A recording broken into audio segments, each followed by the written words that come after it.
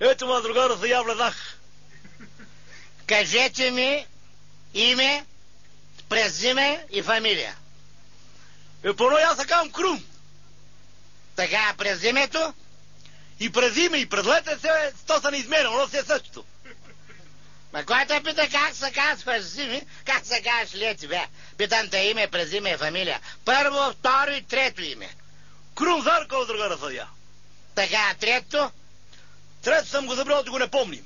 Имаше още едно Крум Зарков Дънков. Добре, той Дънков как ще го запиша? Па да си учил да знаеш да пишеш. Бата огазал съдят, разбиш. Бе, ти чуеш се какво говориш, бе? Как може да кажеш така? Той съдебна зала, бе. Айде, не. Слушай сега, ти си извикан за бракоразводно дело. Га си роден. И аз съм се родил по черешово време. Га, брат, черешите, майка ми била по черешите, там е фанал коремо и аз съм изязнал колкото ме гледаш. Бе, година, дата не знаеш ли, бе? Годината е некъде измежду годините, ама дата ти ще я намериш, защото си поучен. Но бе, ти паспорт нямаш ли, бе? Я ма пашапорта му нези, че религото намирили, па мислили, че е некой тефтерци и си избасали газовете с него. Ма как ще си избършат да го повтарям аз. Слушай сега, ти си извикан за бракоразводно дело, от страна на мъжа си свидетел.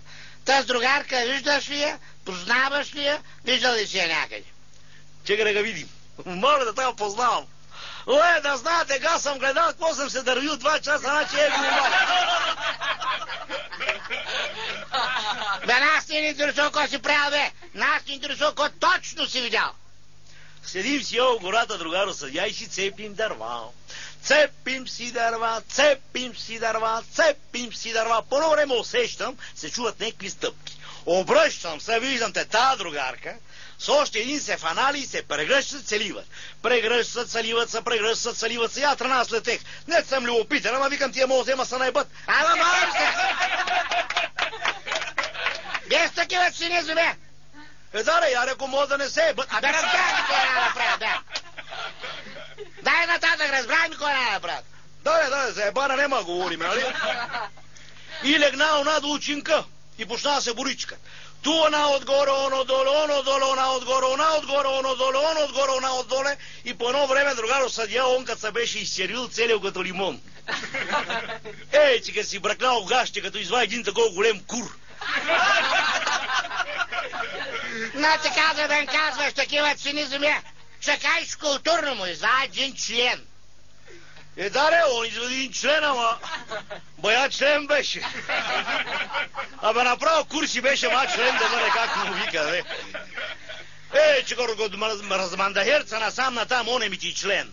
По едно време като дигна роклите и като смъкна гащите. И я като видох, другаро седя, извинявайте, ма на путката членка да кан да знам се не объркаме па.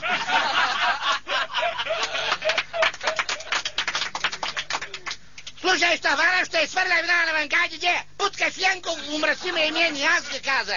Нас не интересува, те съркоплява ли са или не са съркоплява. Те от начало така бая се съркоплява. Те съркоплява, ама накрая като са фана, като му теги едно ебане. Марш веднага напускай залата, кой го намери този, бе? Ма чека, бе, другаро съдия, така си го знам, така си го говорим. Ма искам да питам тази думичка член какво значи, откъде произлиза. Абе, че това дед ти казах да го казваш, бе. Дед викаш, че го мандаерцал, бе, я било. Ама член кур ли е, бе? Бамо, мамата. Та мене от ТКС-то за кур ли ма има, бе? Ебате, мама.